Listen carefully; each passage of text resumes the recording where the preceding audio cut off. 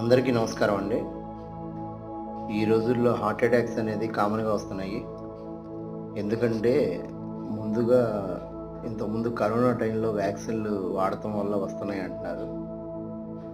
దానివల్ల కావచ్చు, వాళ్ళ ఉన్న వాతావరణంలో మార్పులు రావచ్చు, తీసుకునే ఫుడ్‌లో రావచ్చు. ఎనీహౌ హార్ట్ అటాక్స్ వస్తున్నాయి కాబట్టి రెమెడీ కింద ఆయుర్వేదిక్ చిట్కా అనేది ఒకటి చెప్తున్నామండి. 2 తమలపాకులు, 3 వెల్లుల్లిపాయ గర్భాలు, దాని సైజంత అల్లము, ఒక స్పూను తేనె గాని, 2 స్పూన్లు తేనె గాని, అలా పరగడుపునే ఉదయాన్నే మనం కిళ్ళి ఎలా తింటామో అలా తీసుకొని, ఒక గంట దాకా ఎటువంటి ఆహారం తీసుకోవద్దు. ఏమన్నా మంటగా అనిపిస్తే వాటర్, మంచినీళ్ళని తీసుకోండి. ఈ విధంగా 40 రోజులు వాడండి.